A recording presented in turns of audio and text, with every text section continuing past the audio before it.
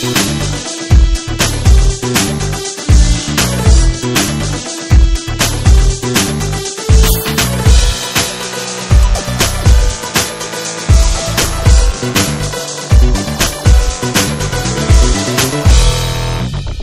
and welcome to the Computer Game Show. My name's David Turner. James Farley is sitting down. Yeah, hi. Matt Murray is probably standing up. But it is coming home, though. Yeah, and Sean is face down. I assumed you were going to do a sitting on the fence joke, but all right. Hiya. No, the C is, after he snapped at me a couple of weeks ago, I think I'm going to be a little bit more tender on you. I think I've got to put my kid gloves on with you because okay. You can't take it. Does anyone want to be here tonight? Does anyone want to be here tonight? I mean, I'm okay. What's up with the rest of you? Oh, I mean, you were quite positive about recording tonight in the WhatsApp group. Yeah. I was very ill towards the end of last week. I had a sore throat, which you can still hear. It hasn't fully gone away. But I just felt well enough to go to Queens of Stone Age with James Farley last night, which was a bit of a mess. And Matt went to a wedding down in Bristol, so he's obviously hungover and then had to drive back up to Leeds. So I've got a feeling that Matt's not 100%, right, Matt? I'm fine. I'm fine. But yeah, no, last night was incredible. I mean, it's always fun going out with James, like genuinely, not taking the piss. It's always fun, like going out with him. But it just his ways sometimes was brilliant. Like when I was in a mosh pit and he clearly didn't want to be in a mosh pit, he stood right at the edge of the mosh pit with his arms folded, sort of just like glancing over at me, disappointed, but also excited to see me get knocked the fuck out at some point. Like he was just, he just couldn't keep his eyes off it. It was quite entertaining. It was entertaining to watch it because it's like I could see people like coming at you, and I was like, should I warn him or not? And then it was just like, nah. Could you imagine that? Someone crashing into you, David. Someone's about to push into you, mate. I'm in a mosh pit, James. Like that's what happens. What is it? So it's the first gig you went to in 10 years. Yeah, it's been. Yeah, it's a really long time. What was the last one? The last one was Foo Fighters, which was brilliant. Yeah. But the thing is, it's just I was living in China, wasn't I, for like ages? I'm not going to go to gigs there, am I? It's just why not? Why not? Because they don't do it. They don't do the same. They don't do gigs. They do, but it's not the same. It's not What's the same. The differences? People sit down. Like you got like they have like these ones where you like sit down. I mean, there are like rock festivals I'm all right as well. with that. I don't mind a sit down gig these days. I'm fine with that. I'm old. Oh come on! I can't go to a gig and sit down. Yeah, you're basically missing half the gig or 3/4. It's basically you might as well put a CD on at that point. But it depends what the gig is, doesn't it? I guess, yeah. Like they do like the whole sitting down thing, but I mean there are rock festivals as well. But then like if you like most Western bands or whatever don't go there like that much because they're not allowed. Like basically they have to agree that they're not going to say anything, and they're like really concerned that like they're going to go up there and start shouting free Tibet and stuff like that, and so they just don't. It just doesn't happen. James, so what was it like going with me? Because I gave you a few warnings about what I'm like at a gig. You were actually more subdued than I was expecting. It was really, because I literally danced for like from the moment they come on stage to the moment they left. I was dancing non-stop. Yeah, but it wasn't as bad as I thought it was going to be. Like I really thought you were going to be like proper. I thought you were basically going to be like Mosh Pit Dave for the entire thing. But no, there was only a couple. Yeah, I was up for it. I'm getting old now. It was quite funny when you started drumming on my back though, and then there was someone turned around and said, "Does he know you?" Yeah. So that was all right. But no, it was fucking brilliant though, wasn't it? My favourite thing, Sean, my favourite thing of the whole evening was James saying, I don't dance, I don't, I'll sit, I'll stand, I'll watch the music, I'll enjoy it. I'm not going to dance. Literally about halfway through, I saw him moving like proper. His hips were swaying, his arms were going. Do you know what I mean? I thought, yes, James, and then he saw me watching, and he stopped. I mean, how could you not be affected by that? It was incredible, especially the drumming. The drumming was sensational. Yeah, you kept turning around to me and go, "That drummer, I know, mate. He's a good drummer." He's good. And then he did a drum solo, and I thought James had shit himself. Yeah, because like James, are you a fan, or was this just like you just went because you thought it would laugh? I mean, they're one of those bands where I liked them because I've heard some of the stuff that. Like some of the stuff, but then more recently I've tried to sort of listen to more of it, and I am a fan. I like them a lot now. It's like came home straight away, like added all like their albums to my my library and all that kind of thing. I'm going to be going through them, but yeah, it was best band of all time. One thing I did notice though, like, and this isn't directed at James, but I'm sure it is, because I don't go out much anymore. And it just really hit home when we went in that pub before the gig. And when I was growing up and like first started going to pubs and stuff, it was so easy to order around. It was like, oh, can I have 3 Stellas and a Foster's, a pint of Guinness? I was like, it was just so straightforward. And these days, you go up and you look at the pumps and you think, fucking hell, what is this? And then you take the rounds and then you're up there going, I'll have 1 pint of the large man's toe. I'll have a hobbling nose. Like, it's just like, what the fuck is going on? It's just like, why can't we just have normal beers? Like, it's just a fucking wreck at the moment. It sounds like he's exaggerating, but it's not. Because I said, look, I want a neck oil, and he went up there and asked for snake oil, which was. And the guy was like, "You what?" Got from the table to the bar, I completely forgot. Yeah, but that's what annoyed me. Right, I went up there and I ordered it, and I said, I'll have a snake oil, right, which was a stupid thing to do. But then he went, what, mate? What? You want a what? I went, a snake oil, is it? What? What are you talking about? What are you talking about? And I went, what? Oh, that one, the neck oil? Oh, right, neck oil, yeah. Well, what do you think I was talking about, dickhead? Like, don't take the piss out of me for it. No, you should have just said, like, whatever a hipster one. You know, it's like one of those. yeah. It's a Matt Murray beer. Yeah. Like, that's what. It's good though. Matt, you love all that shit, don't you? It tastes great. Yeah, it was better than like a standard Foster's. That's for sure. The longer the name, the better for Matt Murray. More bizarre reference. Right, should we get into it? Should we do feedback this week? Yeah, well, I think we shall. All right, you all right? What's up with you? Nothing. It's a short and sweet feedback this week, but we'll get into it. So last week we had our sort of post E3. We had our E3 predictions and my thoughts on E3, and there was the bit we had to work out who gets the most points from predictions. Farley said there would be Halo 6, and we didn't give him a point because it wasn't Halo 6; it was Halo Infinite. SMW tweeted us saying, to be fair, Farley, 343 Interactive have said for Halo Infinite is Halo 6. They just wanted to drop the numbers. But I think we've got to be specific. So yeah, it doesn't change anything, does it? I mean, it's part of the fun about doing the predictions is arguing whether it's too specific or not specific enough. And if James had come out and said new Halo, open with the new Halo, we would have taken that, I think. We would have accepted that. Yeah. Instead, he went open with the new Halo 6 with a 13-minute trailer. You just went way too specific with it. It's lesson learned, James. Lesson learned. It is lesson learned, and I mean, obviously, this is a bit annoying, but it's fine. It's I can accept that. Yeah, and also, he still would have only finished second anyway because he's 2 points behind me. So it means fuck all in the end of the day, doesn't it, James? Yeah, that doesn't matter. Ballistic, which I think last time I called him Ballstick, but I think it's Ballistic. Anyway, can I once again ask everyone at the Computer Game Pod to tell Matt Murray to slow the fuck down? Overexcited, indecisive noise. I mean, it's been the same since I was very young, Ballistic. I mean, I've just always talked fast. It's really hard to understand me most of the time. It's never really bothered me. You can understand what you're saying. Sometimes you get excited, and I'd rather you be excited than have 2 people that are like, yeah, I mean, so I've always talked fast. I mean, basically, like my and my parents talk really fast. Like Jill even now after like 10 years of knowing them, can barely understand the word that my mum says because she talks even faster than me because she's obviously still down south. So she talks really fast, and there's loads of swear words, and obviously it's like extreme like South London accent, so she can't hear a thing. But I've always talked fast, and I mostly talk fast when I'm having to do the what you've been playing section, where I get nervous because I'm adding very little in terms of content, and I'm like feel like I'm being rushed. So yeah, I'll try and slow down, but I don't know. I'll try. Sorry, were you blaming us then?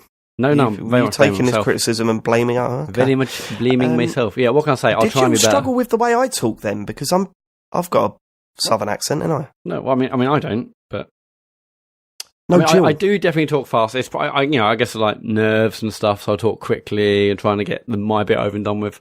Who knows? I'll try and be better for you, though. Phil, you're fine. Don't worry about it. I always fuck his names up. Seriously, it's totally fine. I didn't.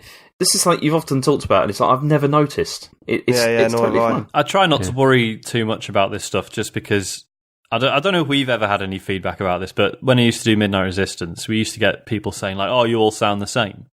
Bearing in mind there was like 4 of us from completely different parts of the country, and so I don't know. I think people just struggle to like tune into people's voices at first, especially when it's just 4 blokes. At first, definitely. But I feel like I've had podcasts where I've started listening to a new one, and at the start I'm like, oh, who the hell is who? But after like 2 episodes, you can already understand the differences. But yeah, I'll try and slow down. Phil Gildear, I think that's how you pronounce it. It appears no one picked up on Dave allowing some level of prejudgment on Cage's next game based on his past work. Now, I know you defended yourself in a Discord, Dave, but yeah, because again, you basically said last week that you're not going to play Cage's next game, are you? No, I said that I'm not going to be less interested in Cage's next game because that's 2 on a trot that I thought was stinkers, right? And when someone mentioned that in the Discord, I said, again, this is down to the original point again. Yes, you could turn around and say, I don't like his games, I don't think I'm going to play his games. But when it comes to specific subject matter, I would much personally rather go into it, judging it in text, rather than saying, well, he's going to fuck that up. Like, that's what I would prefer to do. Do you know what? Do what you want. I don't care anymore. It's the shittest argument ever. It went on for way too long. All right. So why are you going to play his next game or not?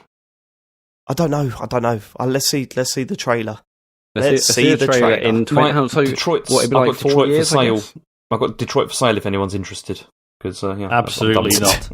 I mean, after your glowing reviews over the last few weeks, I'm sure people will be desperate to snap out. Yeah. That was, I just don't want to hear about it ever again as long as I live.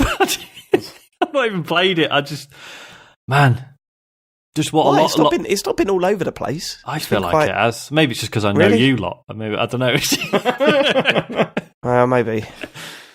The artist formerly known as Transters. A few weeks back, I had the impression that James found Detroit to be just mediocre. After completion, he said it was mediocre. But last week, he slated it to be an awful game. Which is it, James? Okay, this is quite simple. As a game, it is mediocre. But as a storytelling experience, it's awful. But overall, it's mediocre. Yeah. Okay, good. I'm glad that's clarified.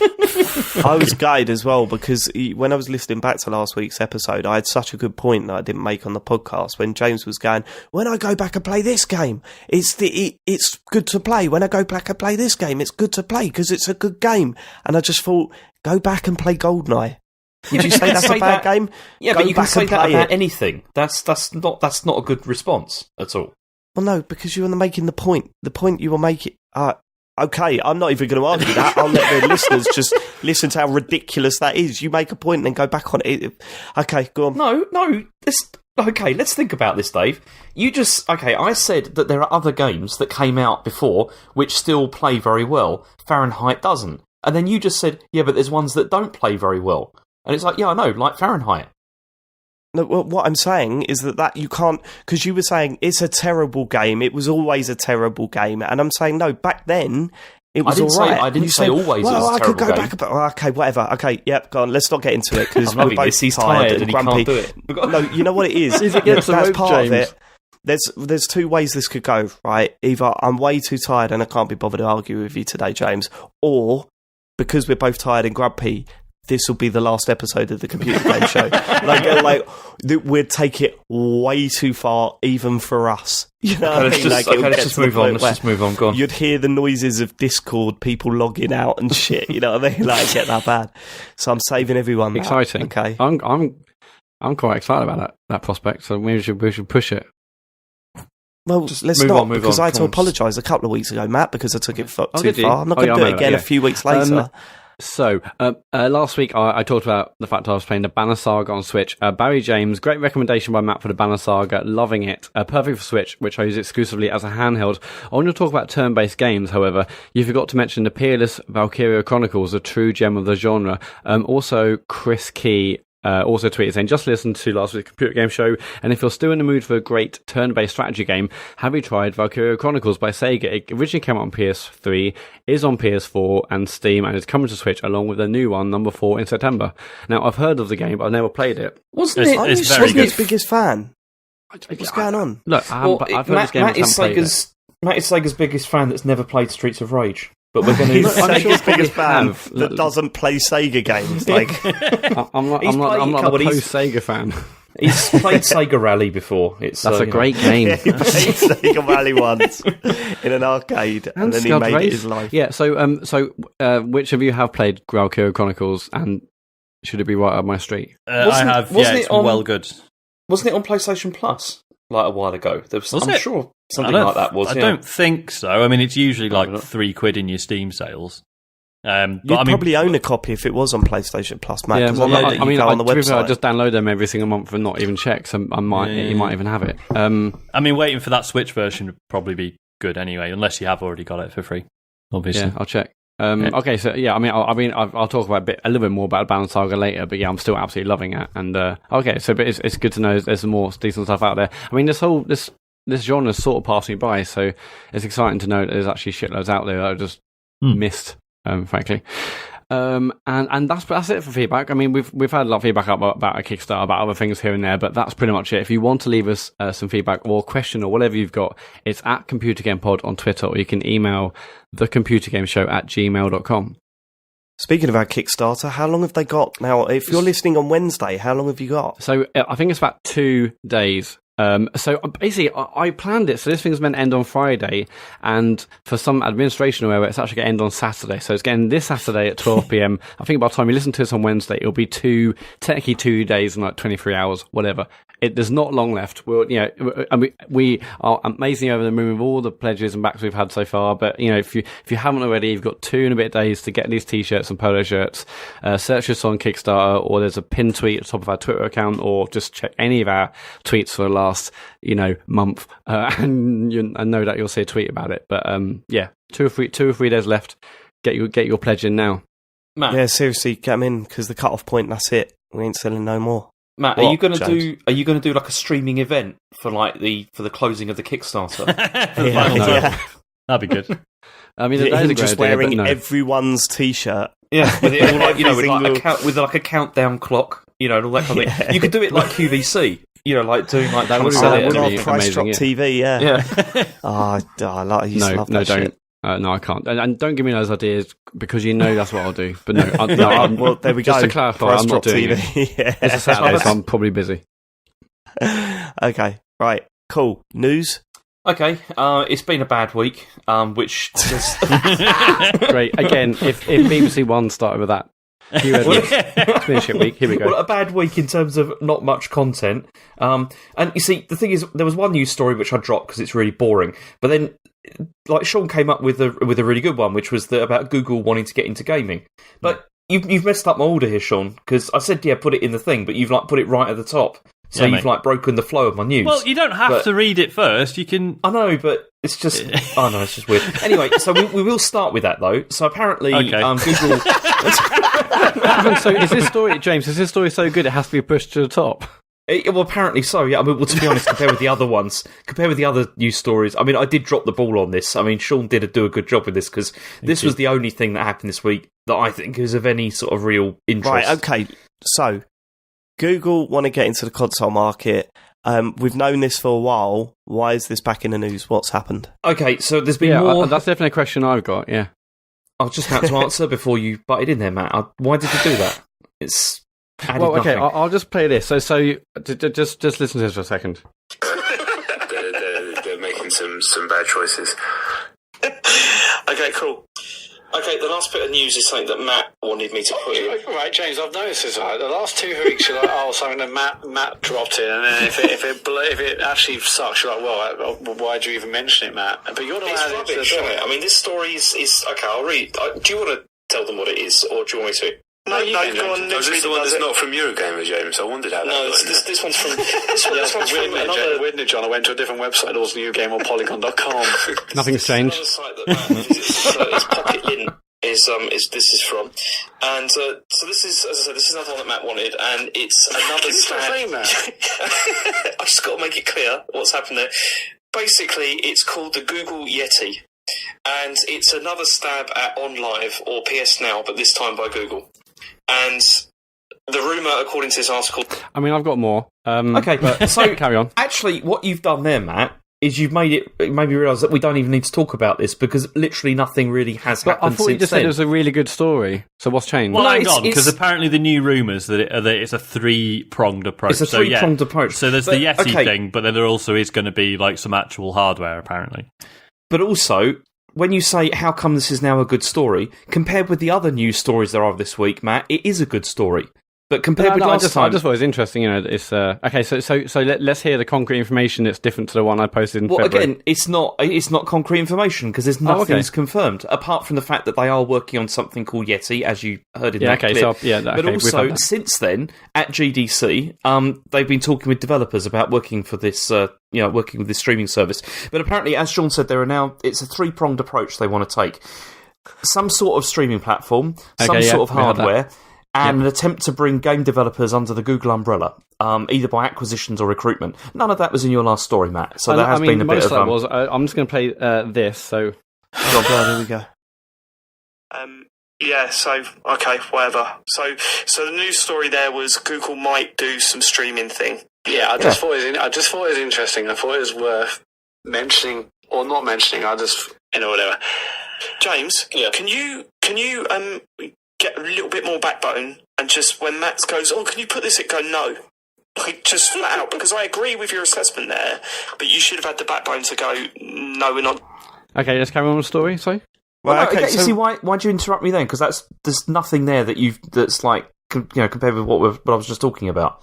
You're just trying to make. I've looked at the stories in February. It seems pretty similar, but it's cool. I thought it was interesting in February, but let's crack on again now. Well, as I said, it wasn't interesting in February because there was other more interesting news. Now this week, dreadful. There's nothing like happened this week, so that's why it's been a slow news cycle. So that's why this ended up in here. Okay, cool. So which is so what's been confirmed in this news story? Well, the fact that they are working on this thing called the Yeti, which is the streaming service. Is that confirmed, or is that just reports? It's reports. Okay, so it's not confirmed. I'm going to step in now, right, because I love arguments. I love being involved with them, but I'm not involved with this, so I'm sitting back a little bit. Matt, what you need to do now is stop beating around the bush and make your fucking point, because you played 2 clips and you've asked several questions. Make your point now, and let's see how James responds. Because Sean, you didn't say it was interesting. Sean, flat out confront him. What? Flat out confront the man. Go on. I mean, I love Sean, and but because Sean added it, it's different. But if Matt added a story in February, which from what I gather, I've read both pieces, the one I posted in February and the one today. It's a lot of reports still. We knew about Yeti before. We knew about potentially some hardware, but because Sean posted it, suddenly it's like, top of the list. It's a great story. And the thing I got a bit part of before was like, it's just rumour and it's boring, and we've heard it a million times. So. But I'm interested to hear what's been confirmed since. Okay. Right, okay. Again, you're doing it, you're softening the blow, go in for it, right? So basically, Matt's saying you don't listen to him when he wants to talk about a story, but now Sean is here and he's recommended it, suddenly you're interested. What's your response to that? To the top of the list. Well, it didn't shoot to the top of the list. Sean put it on the top of the list. Interesting. Different. I did say get rid if you're not fussed. I don't know, but he wouldn't do that, Sean, because you posted it, and it's a great story full of confirmed, as I've already explained, very slow news week. There's not much there. Yeah, but also, Matt, no. Okay. Also, the other thing about this is that Sean. I trust what Sean will say with this, with the news. That's it, isn't it? Because that's it, Sean, now you're saying what you've got to say about it. Because you're saying here, right, that this you're making out this is like a one-off, but you for many weeks you kept on trying to shove crap stories into the news. Like you put tons of them in there that I either had to struggle with or just bin completely. So by the time it got to this point, you're like, your trustworthiness had gone down, Matt. That's I was all I've got putting to in say. stories which I thought was interesting, and therefore a portion of the audience may also think it was interesting. But anyway, very I don't care about audience. that. I just want to hear about his confirmed things about the new Google console. Go, James. I didn't say there was anything confirmed. When did I ever say anything was confirmed? What's confirmed? You said it's been confirmed, and I said what's been confirmed. You said actually it is reports. Yeah, so the report. Well, I can confirm to you there's been reports. And now what we do, story. I'm excited and now about what we it. do is end the argument before it's fully completed, so there's an undercurrent of bitterness between the two of Come you. on, Dave, we've got that. The listeners This have is got how we that. do the show, all right? Go on, James, should we move on to the next story? Well, no, we haven't done this the is... story yet. It is a non-story anyway. I mean, it doesn't really matter, but it's we can. Sean, But, you I mean, okay the with others. I mean, shall I bin all the other stories as well because they're all equally not very interesting. Well, it depends if anything's been confirmed in those stories or not. I don't know. Well, all of these things, everything's been confirmed. Why are you so obsessed with things being confirmed, Matt? I mean, you've posted a lot of sort of spurious rubbish before. This is all just rumours and bollocks anyway. Yeah, because that's most of the stuff that you've tried to slide into the news has been that. So I mean, Hello, Matt, and welcome to the Computer Game Show. I still think it's an interesting story, but I want to hear your view, James. well, I was going to say, like, if you think it's still interesting, why are we even having this argument? It feels a bit like you're cutting off your nose to spite your face, Matt. No, it's just because every time I post a story, it's bollocks. But suddenly, because it's back in, it's like top of the news. I know it's been a slow news week. James, we've had that. Okay, should we move on? I mean, I think. Yeah, but he's also confirmed that he likes Sean better than you. I mean, we knew it anyway. That's fine. Pretty much what he said. Sean, do is trust this Sean how more. you feel every week?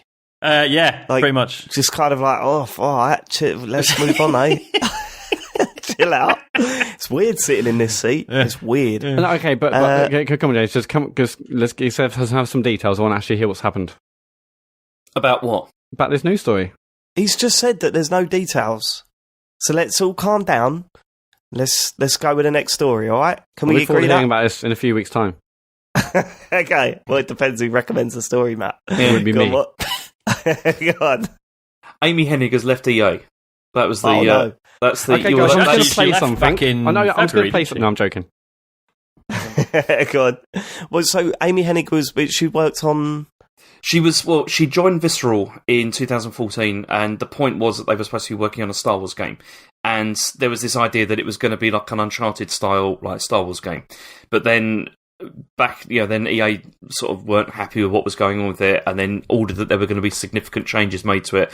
And she left in January this year, but then now it's come out that she's left. People didn't seem to know before that.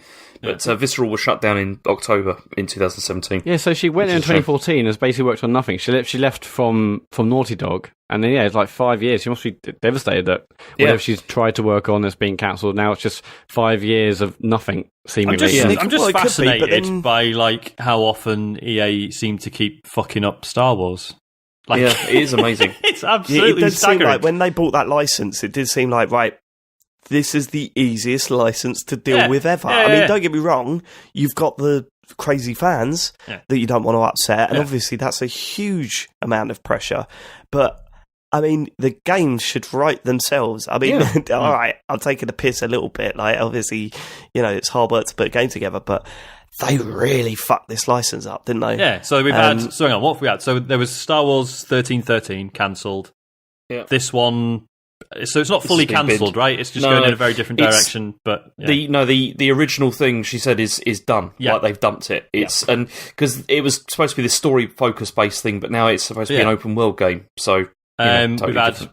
Battlefront 2 absolutely fucked itself over with loot boxes. And Battlefront, which was just not well received either. Yeah. So yeah, I mean, just what an no, absolute... it wasn't well received because if you remember, they gave away the 10 hours on EA Access. Yeah. And it was like you first started playing it and you're going, wow, this is fucking incredible. I'm not even into Star Wars and this is really good. And then within 4 hours, you're like, oh my God, it really doesn't hold itself together for that long, does it? And then that was it. It felt very much like, shit, we've got the license, what can you put out by the time the film's out? Yeah. It was... It really fell apart quickly. Yeah. It felt like Battlefield Light, you know what I mean? It didn't have that sort of longevity about it.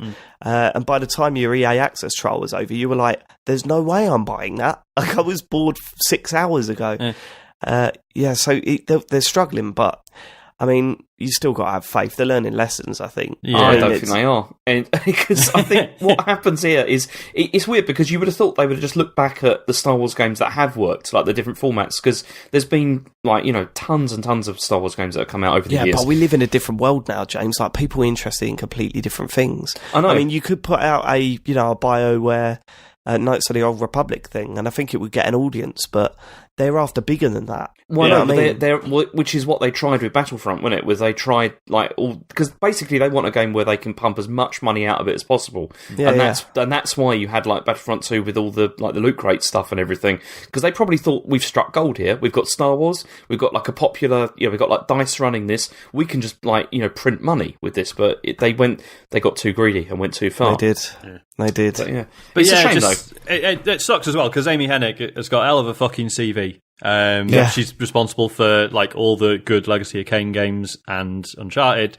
Like fucking hell, you get someone like her on board, you'd let her make whatever the fuck she wants. Like, don't interfere. Like, yeah, I mean, we don't know the reasons behind it all, and she might be proud of the work that she did there. It's just it'll never really come to light. So we don't know if she left on happy terms or bad ones. So it's hard to comment on that, but it's definitely a well-known person within the games developing community that they've lost there. Like, it's another string on their bow that they've lost. It would be interesting to see where they go from here. Especially, I mean, this Respawn one has to hit. Yeah, Jesus Christ, yes.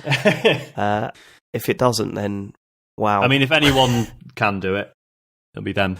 Respawn can. Yeah. They're the boys. Yeah. But I think you were saying the same about, a narrative Star Wars game with Amy Hennig at the helm. So, but it's just whether EA allow Respawn to do what they need to do. Let them fucking finish it. Yeah, well, we've got the title, guys. I mean, we're halfway there, surely. Okay, so the other story is that Fallout 76 isn't going to have cross-platform play because Sony, basically. That's a surprise. Well, there's been a bit of news about this, hasn't there, in the week? Who's the guy that was on stage at... We got Sean Layden has come out, and he said that they're looking at a lot of the possibilities with this, which basically means it's not going to happen, is it? Well, this is it. I mean, his point was, we will come up with a solution that players will not only be happy with, but understand the limitations due to us running a business, or something along those lines. Yeah, right. It was basically saying, we'll please the gamers, but they'll understand why we haven't gone full-on cross-play. I mean... Sorry, go on. Yeah, because they said, I mean, the reason that he said that about it was that they wouldn't allow them to, if they allowed crossplay, it wouldn't allow Sony to guarantee like a safe experience for its users, like particularly children.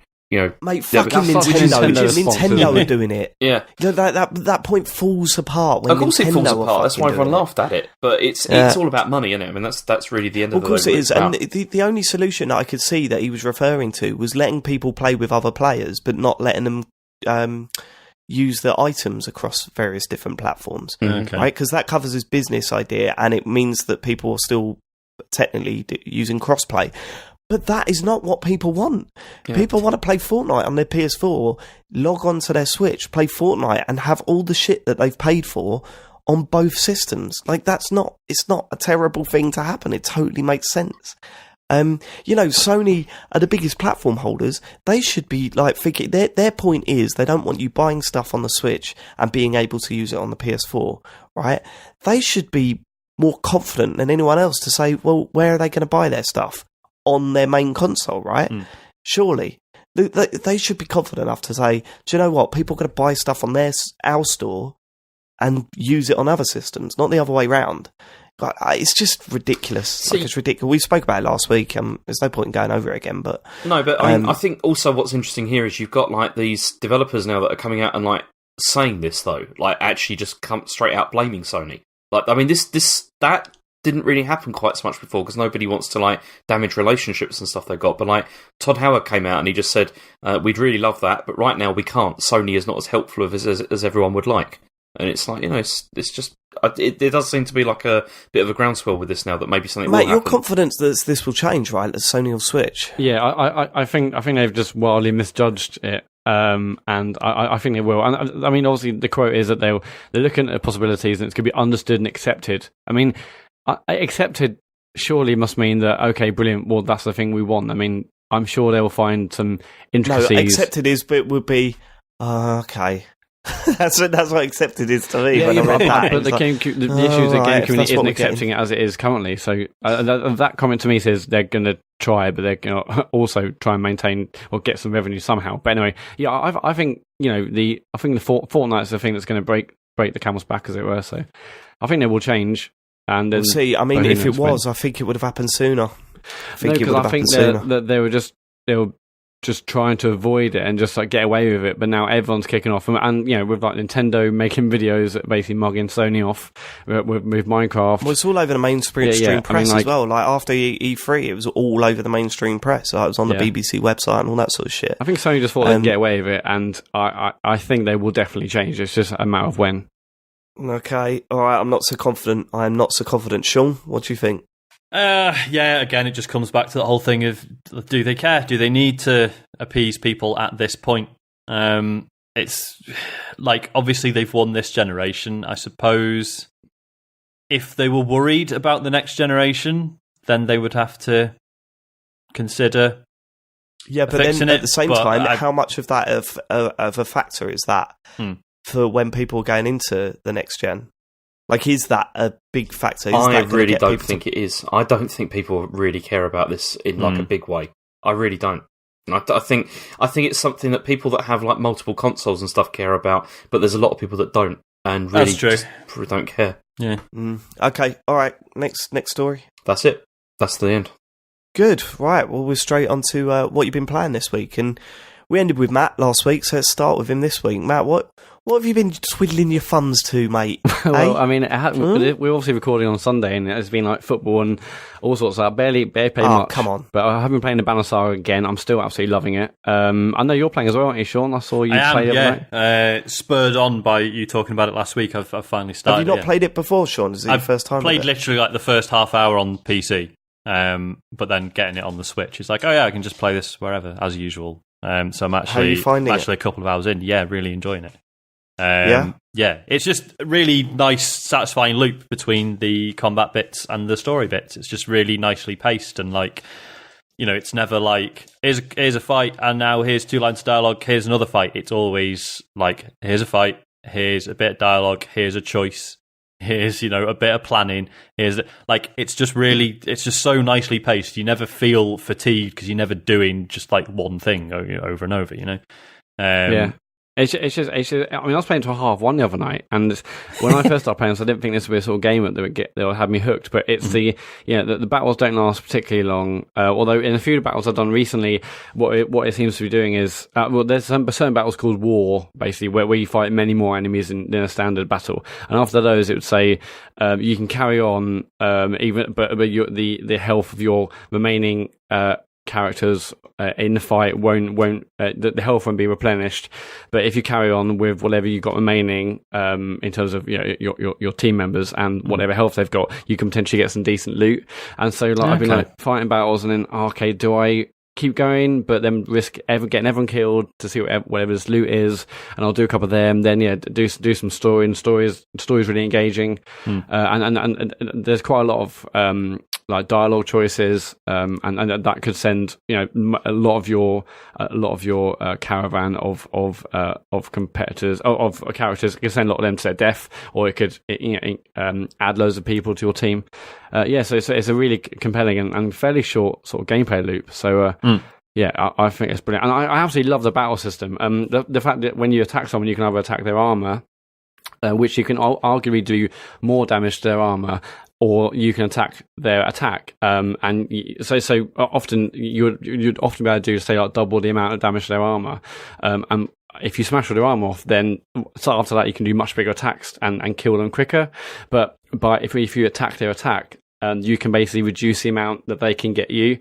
So, and because at the bottom of the screen you can see the order in which you are, all the characters that are in the battle, you can see the order. So if you know that the next enemy that's going to attack you is the one next to you, often I'll just attack their attacks to at least reduce the amount of damage they can do to me.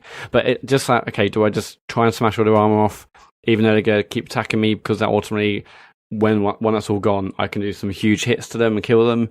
Or do I just slowly take bits of their attack away to save me and my other characters in my team. I think that's a really subtle, really simple, but it's a really compelling sort of gameplay choice you have to make for every move. I mean, I'm not good enough at it yet, but I do feel like probably the good Banner Saga players are probably like thinking 2 moves ahead, a little bit like chess. You think, okay, well, that person hits me there, I should probably go for their armor, because then that'll I'll be able to do huge attacks after. So I think that's a really, really great, a really great sort of battle system. I will say one thing, Sean. You've obviously played on PC. I bet it's easier to control on PC. Have you had any issues with that at all? Because I've had someone Switch where I've like tried to select a player, but then I selected the wrong one, and I've done that. It is a bit fiddly, isn't it? It's like some things you select with the stick, but some you select with the D-pad, but it's never really clear. But then sometimes pressing up on the D-pad makes stats appear. I don't know. Found that a bit odd. But I mean, it hasn't pissed me off. Like, obviously, you got all the time in the world to do every turn, so it's.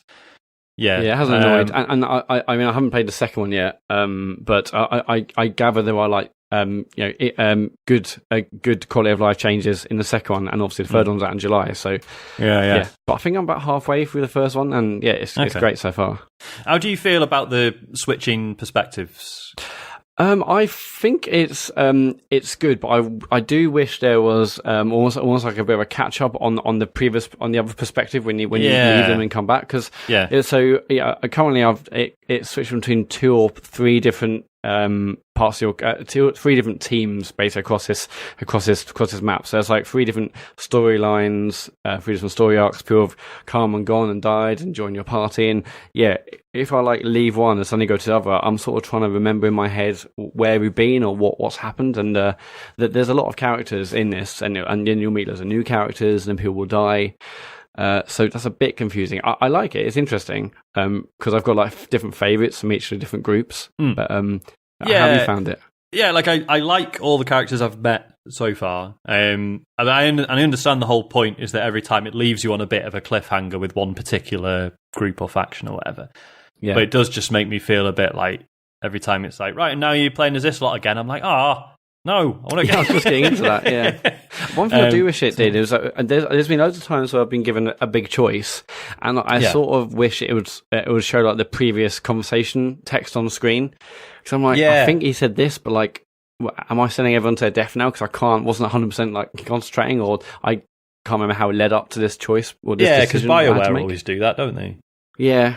And so I've like just gone wildly into one thing, and then maybe I've misjudged it. But I think it's really interesting. I'm loving it so far. I'm playing way more of it, and it's like 1:30 in the morning. I didn't think this would be a sort of game I'd do that, but very good so far.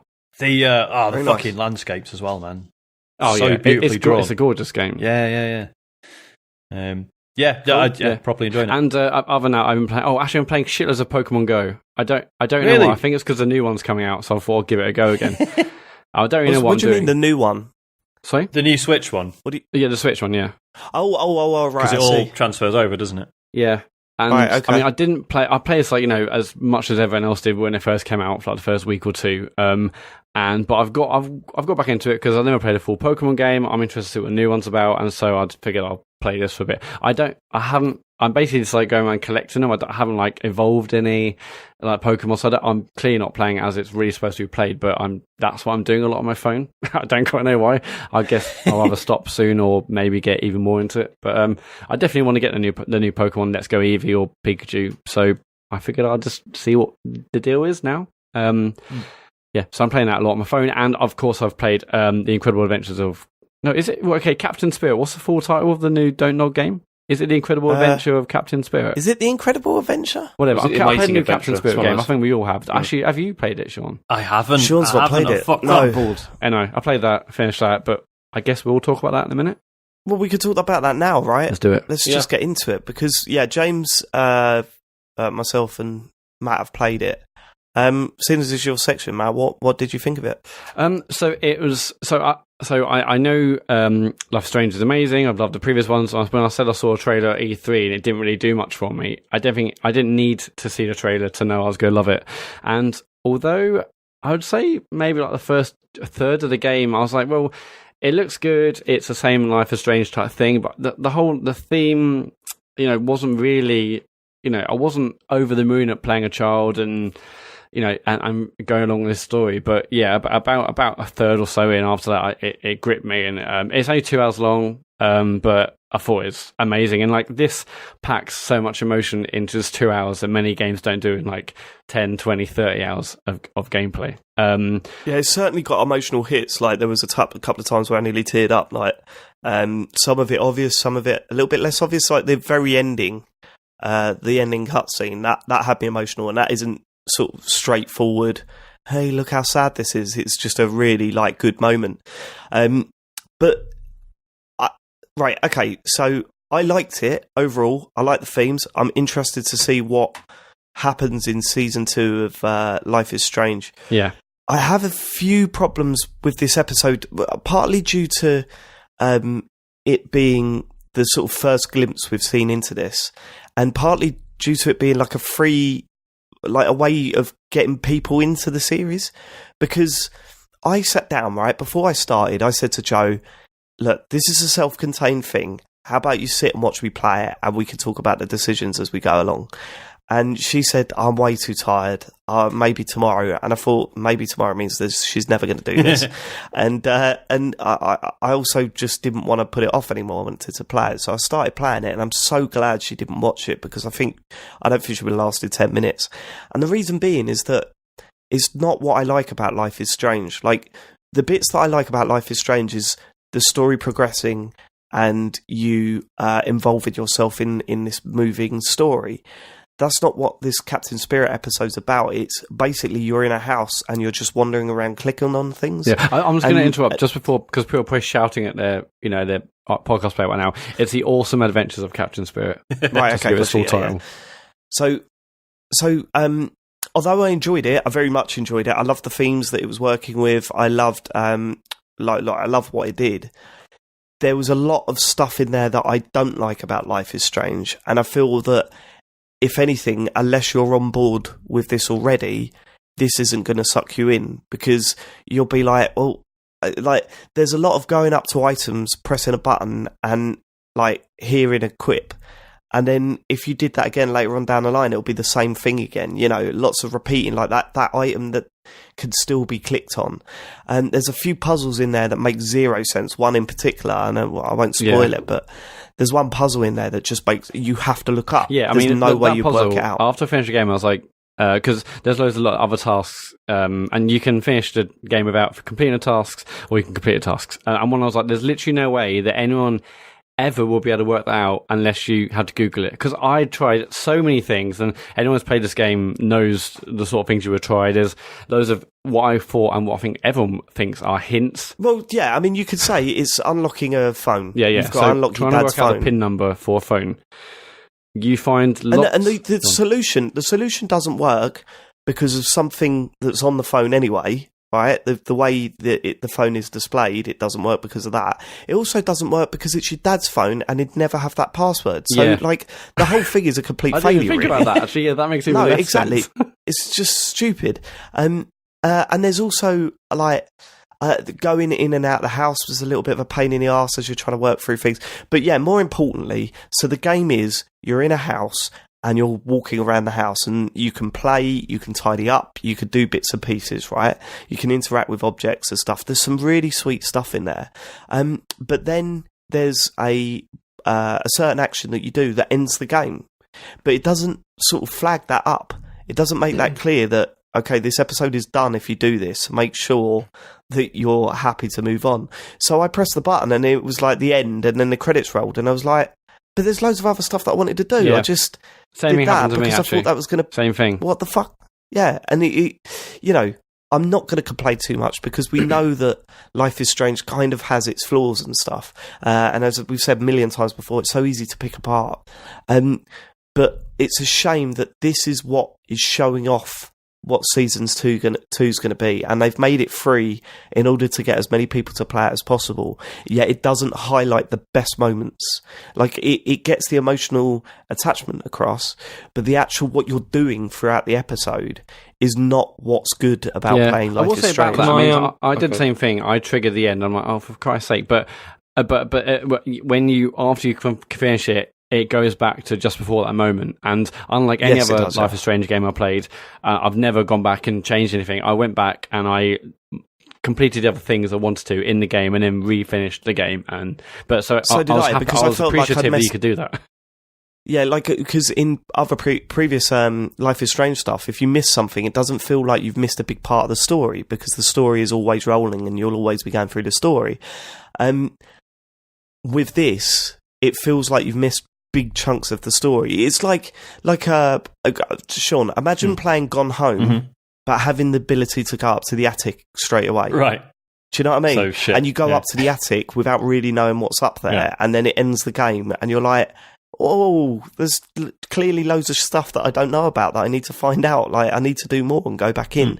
And that's the way that this kind of works. And it's a bit of a shame, really, because you want, like, as a Life is Strange fan, you want people to play it for the first time and love it, right? And this doesn't do that. It doesn't do it. And that's the only disappointment that I had with it, really, because other than that, I loved the characters. I loved some of the stuff that it was doing, and I'm so interested in Season 2 that I can't wait for it. Sorry, James, yeah?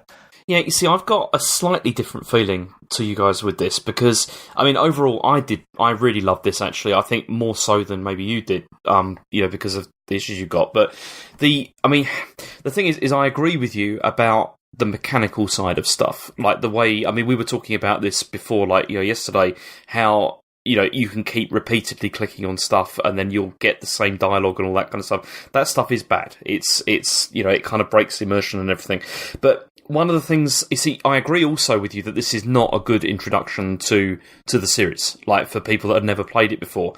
But for me, the reason I enjoyed it is because I enjoyed that feeling like I was a kid again, to be honest. Like that, the atmosphere that you get from that, and the feeling of just being, like, in your own head. Like the fact that you're spending the entire day, like, basically on your own, like walking around, picking things up, making up stories and all that kind of thing in your head. And it just felt like, I remember feeling like that when I was a child. And that's what I thought was really powerful about it. Aside from the relationship that's built between the son and the father, which I really felt was very well done. Like, there's clearly, like, I can't say anything about it, but I thought it was really well sort of developed compared with how it's done in other games like Detroit. Yeah, it painted the picture that day, like, amazingly well.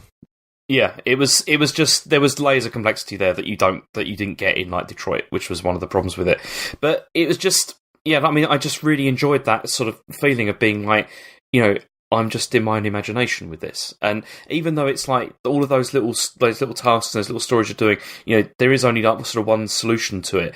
But it just felt right to me. And the bit at the end, there's like, after you trigger the ending, there's a part in that which really upset me. Like, that happens, which obviously, we don't want to spoil it, but that's not happened, like, for a long time in a game for me. And that's why I thought this was special. I really like that sort of feeling of sort of isolation and sort of loneliness that there is when you're a kid and you're on your own, with that. Because that does happen, when I was growing up, my sister was like, she was older than me. She'd already left home by the time I got, like, a bit older. And, like, you do spend a lot of time, like, on the weekends or whatever, just on your own sometimes. And I really felt it encapsulated that so well. So obviously in Life is Strange, you had the ability to rewind time. In this, so obviously the trailer showed the kid, so like his imagination running wild and like all this amazing stuff happening. Is that just his imagination, or does he actually have a power? There's not much to that. Yeah, okay. There's not much to that. There was, you see, and I was happy about that because I thought it was going to be all that, and I was quite pleased that it wasn't. Well, you say that, James, but I mean, the way it ends, it seems like there's going to be, like, it's it appears, it hints that it's going to be very supernatural, like the next one, which I get, and it is done in a very nice way. But I mean, the other thing that I thought it was a shame. I mean, I know it's only in one episode, but they've said that parts of this may carry over to Life is Strange 2. But there aren't really, that you don't make decisions in this. There's not really any sort of decision making that goes on apart from right at the start, and that felt. There was like a little bit at the end, actually. So when I replayed it, you have a conversation. You have a conversation with another character that you engage with, and when I first finished it, I just had a conversation with her. And then the second time I did it, I said something different, and different things happened. So I think Well, yeah, but the outcome wasn't different. The outcome, but that, because me and Dave were talking about that as well, because the outcome doesn't change though, and that felt really off, like really, really strange. That did, because like the first time when I did that conversation, I totally messed it up. And that was, like the responses I gave were really bad. And like the ending that I got felt like it kind of justified that. But then the second time around, I went and I gave answers that I thought were like the right ones. And it went fine. It was like totally different. But then the ending's still the same. And it felt a bit jarring. But it feels like, well. I mean, I think I did basically exactly what you just said. And but it feels like other things could change based on the reaction to your answers. I think anyway. And Sean, just to say, basically, the rewind time thing was only actually in season 1, and it wasn't in before the storm. That's true. There's nothing supernatural in that, is there? So it feels like there's probably a different one of those mechanics in each series. Yeah. Okay, cool. But yeah, I thought it was fantastic. It looks great, and yeah, it really captured that feeling of being alone and being just you. Is really sad, but I think really worth playing. Can you say... Yeah, totally worth playing, yeah. Can you say, without spoiling, what I should look out for to avoid triggering the ending before I want to? Don't wake your dad up. Right, okay. You can say that's that. It. Cool. Yeah. Just don't wake your dad up, because once you wake your dad up, it's done. I think we're actually doing people a service by that, because it doesn't make it clear whatsoever. So, when your dad falls asleep, don't wake him up until you're fully done. Right, cool. That's it. Okay, cool. I think that sums it up. When's the season 2 out? I think it's September. August. Yeah. Oh, September. Okay, so not too long to wait. No. I'll be looking forward to it. They'll obviously be releasing trailers, but as with Life is Strange last time, I didn't watch any of the trailers. Yeah, I don't really want to watch any either. Yeah, so I'll be holding off on that, I think. But yeah, okay, excited for that. And that's it, is it? That's it for me. Yeah. Right, cool. James, have you got anything else to add? I've got one other thing, which is Hollow Knight, which I've been playing over the last week or so. And Sean, do you remember how I said that Axiom Verge was great? Yeah. And we really thought that was good. Yeah. I think this might be better. Oh, shit. Okay. Actually. Yeah. As in, Axiom Verge was really good, but this is on another level, I feel. It's cool. I mean, I'm absolutely loving it. It's just the sound design in particular is so memorable that it's doing that thing where the music's like creeping into my mind when I'm not playing. You know, it's like it just comes back to you. And it, like some people have said that this is kind of like Dark Souls. There's like a Dark Souls element to it, and I mean that's kind of overplayed. I feel a bit, but it is the boss battles in it are tough, but it's got that same thing of like basically having to be patient and waiting for an opening. And if you go too far, then you get punished for it. But then, if you've got some patience and a bit of skill, then you can do it, and you feel great like after kind of finishing it.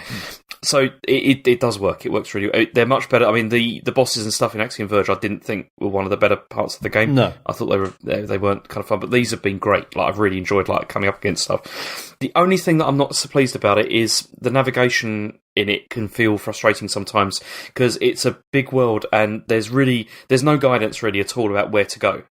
Again, a bit like Dark Souls in the sense that you can kind of go anywhere, but then you find that, if you go somewhere and it's not the right time to go there, you'll get punished. This is kind of similar.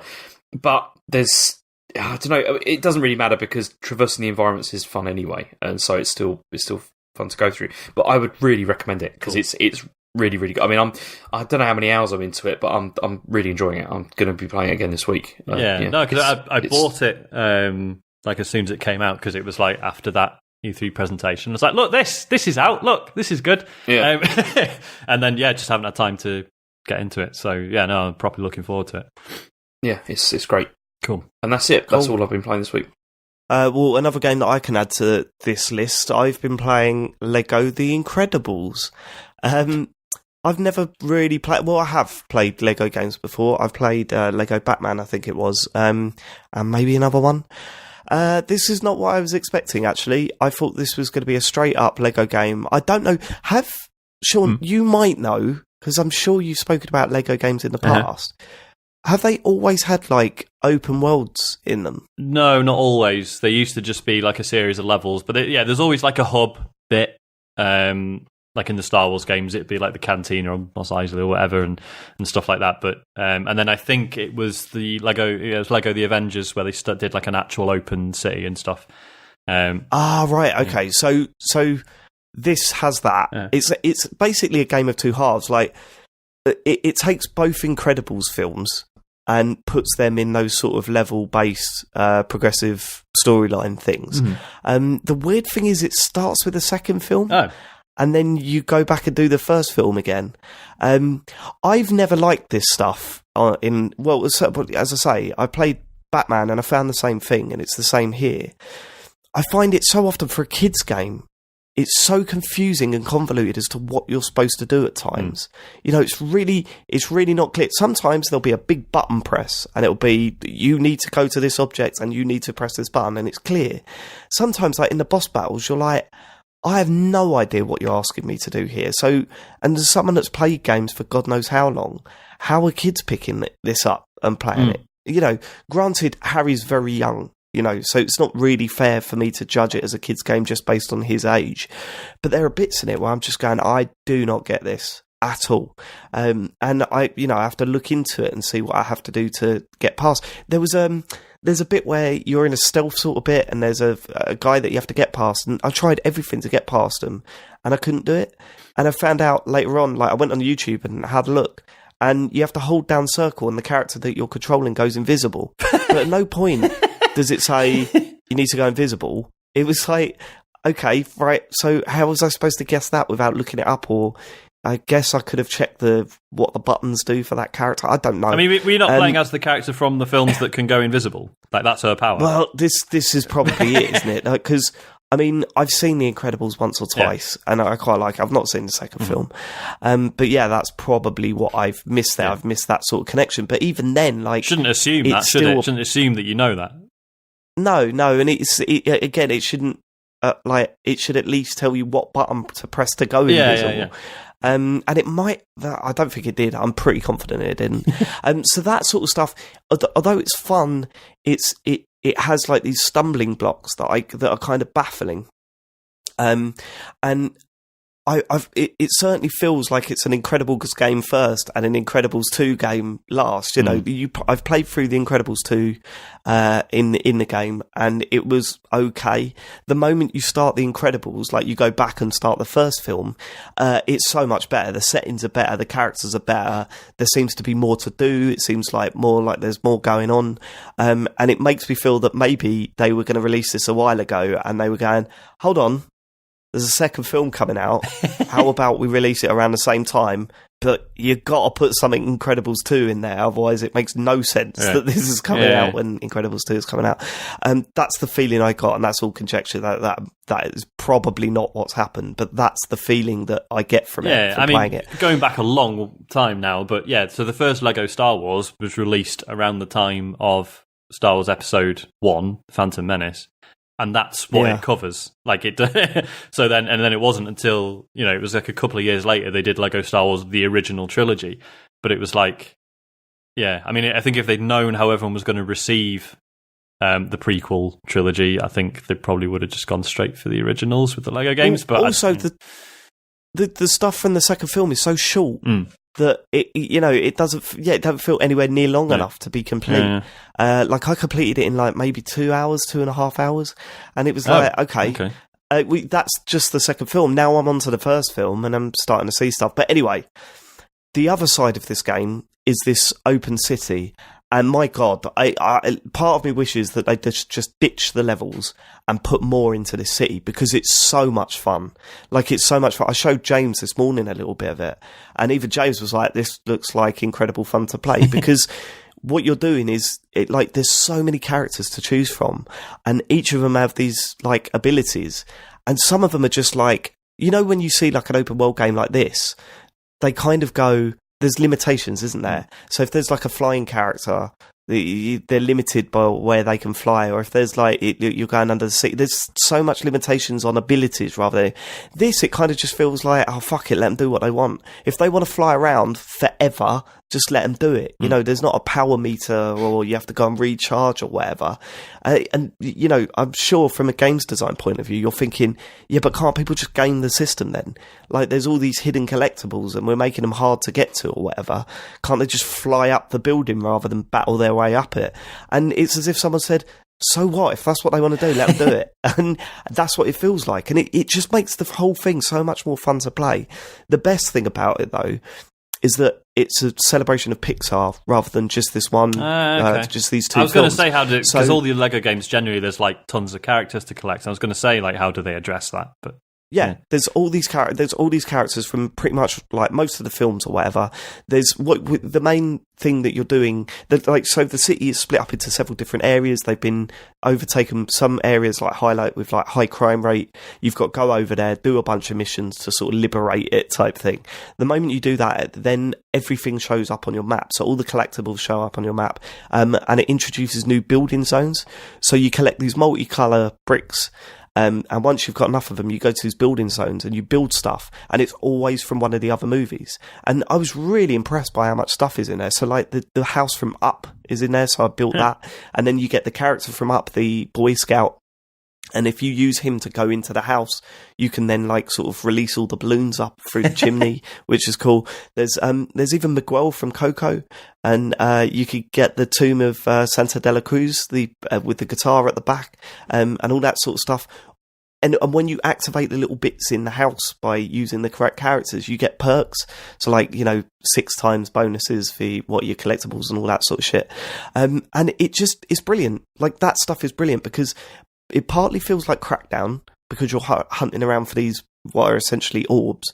But your reward for collecting enough of them is to see something cool from one of the other films in the game, and unlock a character within the game. And of course, the way you unlock characters is brilliant because you earn packs, like those Lego packs, Matt. You must have seen them. Yeah.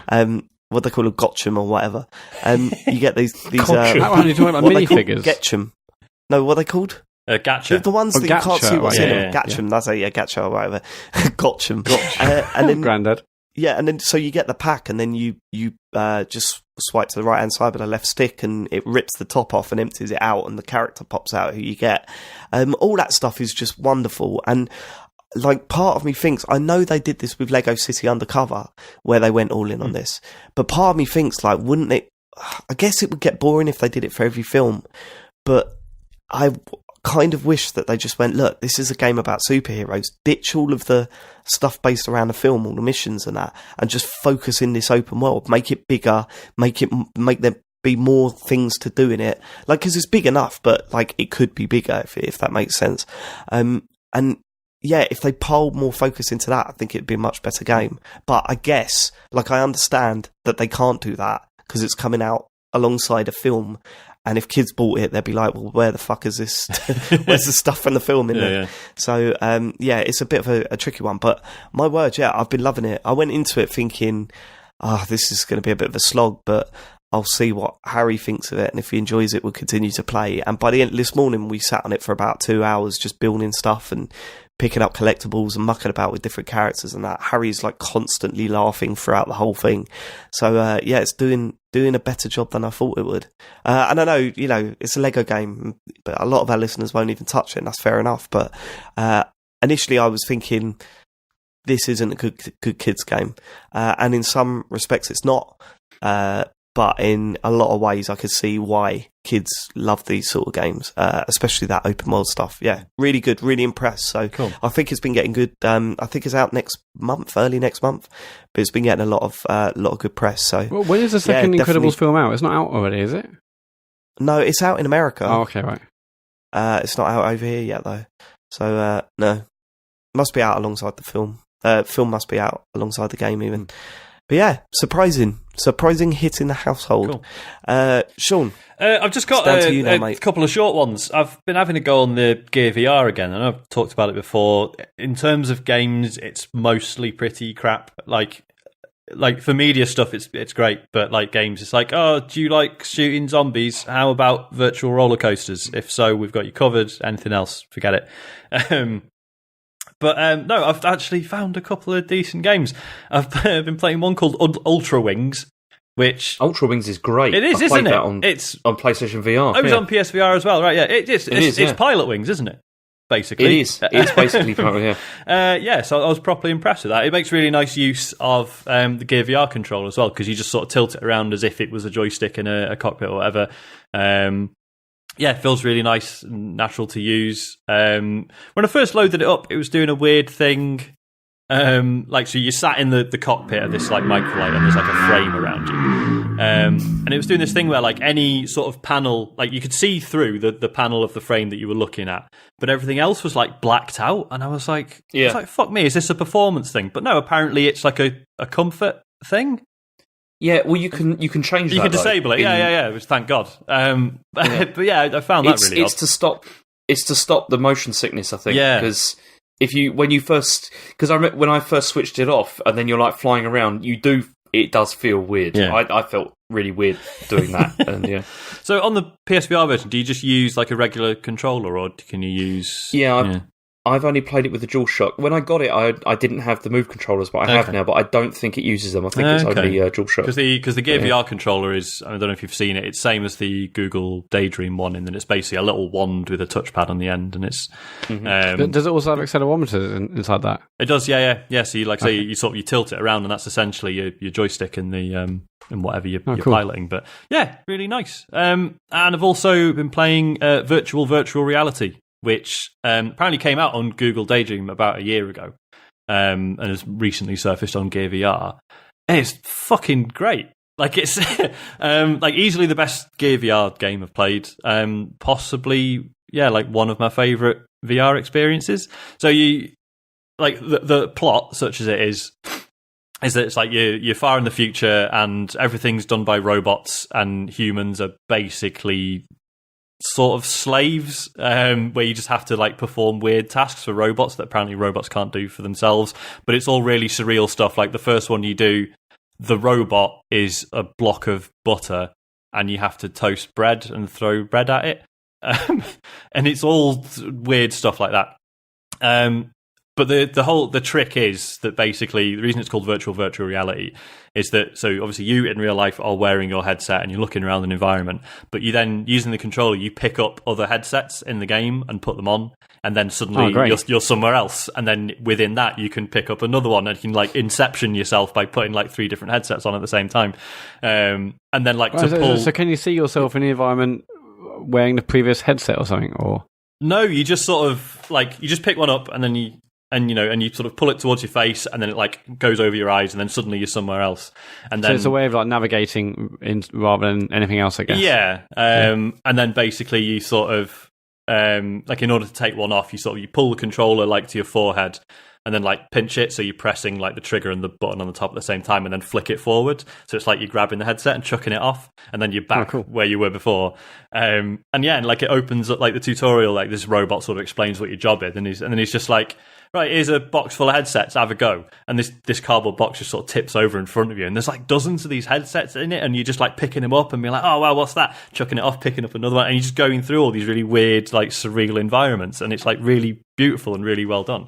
And yeah, just properly interesting. I can't believe there hasn't been more noise about it. I mean, I can, because it's only been released on Google Daydream and Gear VR as far as I'm aware, and despite them being like some of the most accessible VR headsets, no one really bothers with them. Yeah, it's weird, really. I don't know. I mean, I remember when Daydream was like launched again or relaunched, and everyone was like, "Oh wow, okay, this is it." And then it does seem to go quiet. But I mean, the problem with Daydream is that you need one of the Pixel phones, don't you? Yeah. Although they said that, there's going to be loads of Daydream, what's it called? Basically, Daydream certified handsets. So loads of future handsets will be able to work with Daydream content. But I'm not sure if that's even widely advertised or what now. Yeah. So yeah, properly enjoyed that. It's good. What's it called? Virtual reality. And that's what? So how much was that? I don't know. It's like £6 or something. Right. That's the advantage that Google VR stuff has got, isn't it? It tends to be a lot cheaper than there is that. PSVR it's more than you would typically pay for games on your phone. They can be anywhere from sort of £5 to £10. But yeah, I mean, compared to proper VR games, not bad. Fair enough. Yeah, fair enough. I think that's it. That sounds great. Yeah, it does sound good. Yeah. Yeah, it sounds good. Right. That is it, mate.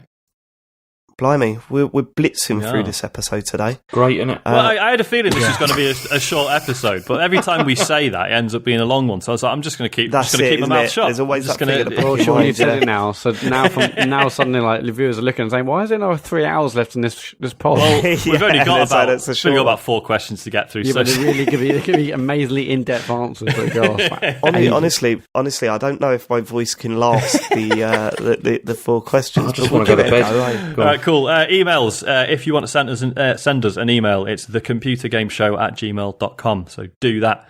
We've got one from Ben Monroe. He says, with the summer upon us and the regular lack in big game releases between now and September, will you be using the time to catch up with some games in your backlog? What games that have you missed are you looking forward to digging into over the summer? Cheers, fellas. Ben. Now, is this... God, yeah. I mean, like the whole summer drought thing, I just always feel these days like my backlog is just this like constant fucking treadmill.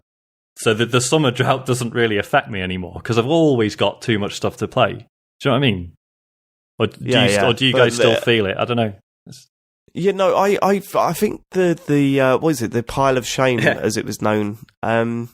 That's not. Yeah, again, I'm a little bit like you, where I haven't really got that. Yeah. Also, I feel that I managed to get to so much stuff between, like, just after Christmas, between Christmas and when it all starts up again. I clear a lot of things off my plate. Yeah. And right now, during summer, what I tend to do is pick a game and really stick with it, really hammer it. Right now, that game's Onrush. Like, I didn't want to mention it against this week in what you've been playing but it is every chance I get, pretty much every evening, I'll stick Onrush on because I'm guaranteed to have like a good laugh with it. So, an enjoyable time. So that's the sort of thing. I think maybe last year it was Rocket League. Which I played again for the first time in ages, that and Rainbow Six the other week, and enjoyed both. But yeah, that's the period with summer. The period for me is just picking a game and then like absolutely hammering it. And I think it's going the way of Onrush for me. James, what about you? Well, I actually went back to Assassin's Creed, which hang on, the series you say you hate but own every one of them. Yeah, this is the thing. I know I've never said I hate it. I just said I've never got round to playing them. And I went back to that because I've been playing Assassin's Creed Revelations because that was the last one that I had. And I've bit of retro gaming for you people. I was going to say, that's the last of the Ezio trilogy, right? It is, yeah. Okay. It's the last of those, because the last one I'd finished before that was Brotherhood. Yeah. And then, so I was like, okay. And multiple times over the years, I've tried to start that game, and then I've just been like, I don't want to play this. It's not great. But then for some reason, it's hooked me this time, and I'm about 2/3 of the way through it. All right. And I'm actually okay. It's still Assassin's Creed. And it's like old style Assassin's Creed as well. But you see, I still really enjoy the historical. I know it's not realistic historical, but just walking around those cities, from ancient times, everything. It's What's still the really time period that one focuses on? Well, this is focusing on. It's not Crusade era. It's later than that. It was the Italian Renaissance era, isn't it? Yeah. It's Ezio. And he's still a great character, and it's kind of nice how he's aged, through the games. Yeah, because he's a wild shagger in Assassin's Creed 2, and by this point he's a bit more sensible. Aren't there some? That's why James thinks it 2's the best one. Got it. He's a bit creepy by Revelations, but it's still good.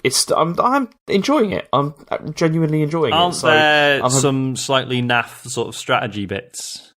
There is, but you can avoid them, and I've just totally avoided them because they have this whole thing where you can with the map you can control different dens around the whhole thing. This is the one that I played at that preview event, the weirdest preview event ever. Go on, sorry.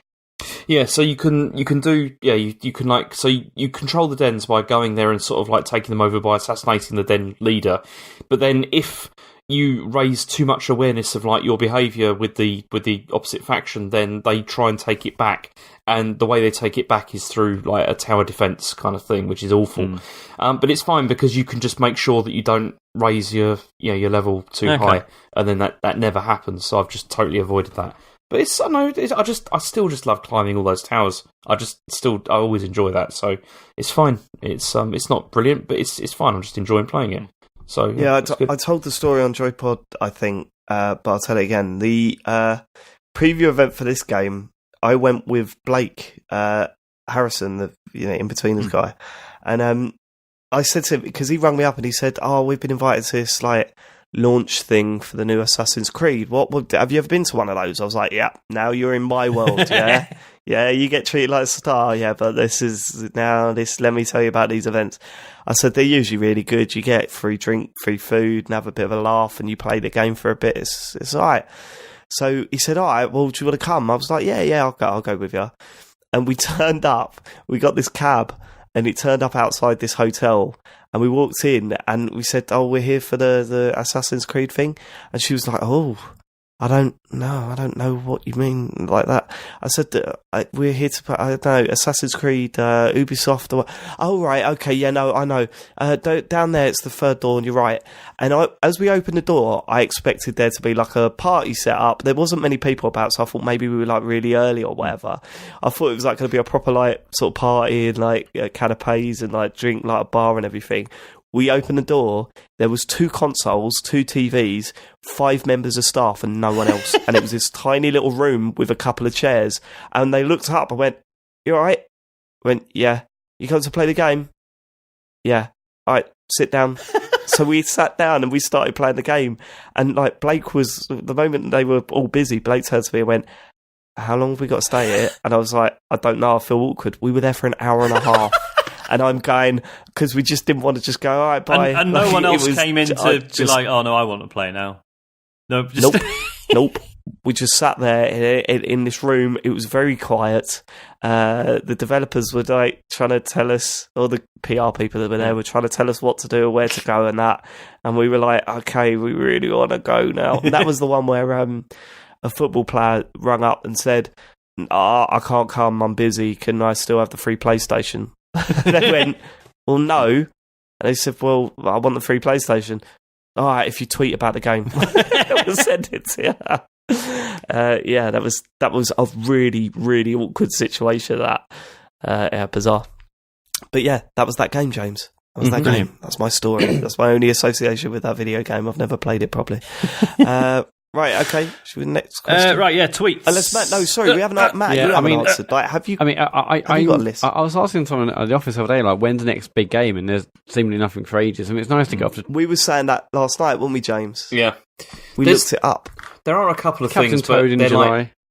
They're like personal stuff that I care about that Dave doesn't like. There's new Yakuza coming, and there's also Fist of the North Star, which I'm looking forward to. But apart from that, there's not much else. Yeah, until Red Dead. But it's nice to go off the treadmill and not feel like you have to play that game or try and play that game because everyone else is talking about it. And that's why I can play the Banner Saga without worrying or stressing that I should be playing something else for the pod or for myself. Yeah, a bit of a struggle when you're trying to do the pod though, isn't it? We can't. What is it? People going to be coming back in 6 weeks' time. So I've been playing Onrush. It's a racing game and it's a lot of fun, guys. Why don't you pick it up? It's like £12 now. No, the next big one for me is like Shadow of the Tomb Raider, and that's September the 14th. Okay. So that's not too far away, but it's still long enough to go, okay, what are we going to do now? Like, what are we going to play now? We need to get back into the indie stuff. There's tons of indie games coming out. So, hopefully Microsoft introduce the summer of arcade again. Bring that old thing back. I haven't played a demo yet. It was good. But, it was fantastic. There's Octopath Travelers out in July, and I haven't played a demo, but everyone is freaking out about that game. I mean, I only played the first demo. I've downloaded the second one. It seems like a very good JRPG. I don't know if I've got time for it. It looks gorgeous as well, doesn't it? It does, yeah. Really nice art style. And of course, it's JRPG, but obviously modern consoles, you can just pause it whenever you want. There's no fucking around with weird save systems and stuff. So, yeah, potentially, yeah. That helps. Yeah. I'll tell you a game that I do need to go back to, Celeste. Yeah, man. I need to get that finished. That is on the list. Game of the year, mate. Is Onrush on your list? Maybe you should pick up Onrush. Yeah, I'd have to buy it first, though. And you've all got it on the wrong bloody console, so I would have no one to play with anyway. You'd be alright. Sorry, they'll enable crossplay soon, I'm sure. Next question. Right, tweets. If you want to tweet us, at Computer Game Pod on the Twitter. Andy Woods says, if David Cage turned up at Farley's house one day, what would Farley say to him? Good question. I was thinking this, and I'd probably say to him, "Please come inside. I have a lot to talk to you about." You'd invite him in. Okay. What, like he might intend to do you harm, James. This is Well, do you know? I'm gonna. Do you got to talk about the after heavy rain thing? What you were trying to do and how it didn't work No, out? what, Matt? What? Because we did. We spoke about it at a time where we tried to get you an interview, and we got through several levels of PR. Oh yeah. Before we were finally rejected. One of those emails, I so thought we were about to do it because one of us worded really positively. I'll put you through to the person in charge. Oh my god, it's going to happen! Yeah. And it's a no. The weirdest one was while you were playing Beyond Two. No, it was while you were playing Detroit. I think. Yeah. Well, my phone went off, and it just said, "Hey, thanks for talking about our game. We will definitely check your content out." And I thought, what? And I opened it up. It was a DM. Matt had DM'd what is it? What are they called? In Quantic Dream. Quantic Dream. The fucking links to James's streams. And I said to him, "What are you doing?" I really wanted them to get. What were they going to engage do? with it. What do you think they were going to do?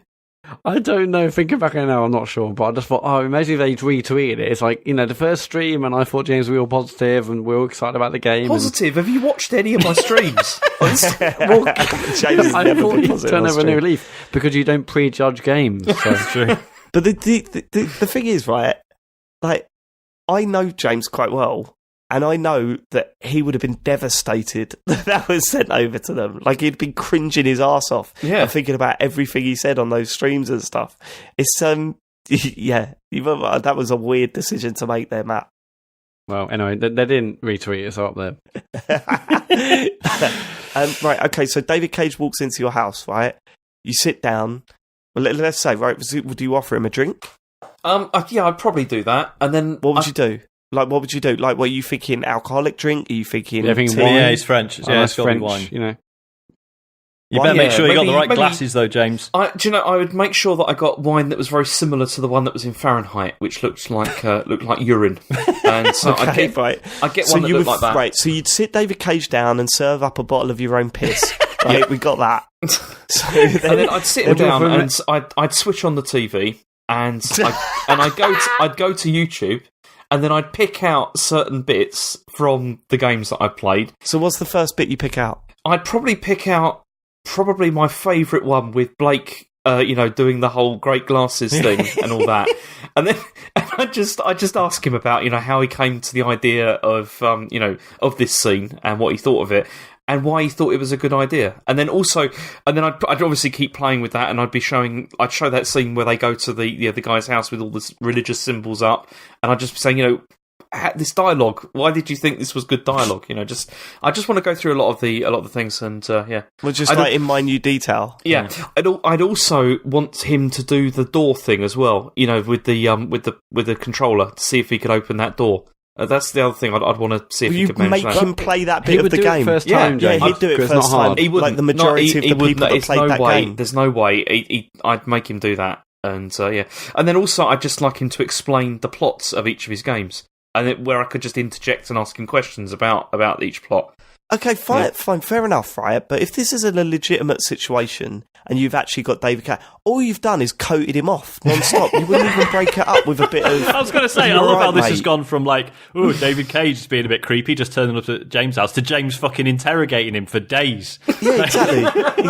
What you've done there... Okay, my first question would be, which of your games do you think is the best? Which one are you most proud of? My first question will be, how do you know my address? Why are you here? What are you doing here? Dave, I'd open the door and go... Matt DM you again? I'd open the door and go, Dave, why? Why are you here? Like, what are you doing? Right, but also, you just go, come in, Dave. Here's a bottle of my own piss, and then shout at the man. No, I wouldn't be shouting. I wouldn't go full Blake. I wouldn't go. But I know you. You'd have your arms crossed, and you'd be shaking your head like you're looking at a Dave in a mosh pit. Like, it's just... Yeah, probably. But, I don't know. I mean, it'd probably walk out in seconds. You've got to ease into it, James. No, but he's got to be able to take criticism. He's got to be able to, See, now I'm just imagining, the episode of I'm Alan Partridge, where he goes to the guy's house. Yeah, secretly, James has got his face up all over his walls in this room. Right, yeah. Oodles. says, I found my Game Boy camera and printer today. It's shit. Any fond memories of strange gaming peripherals?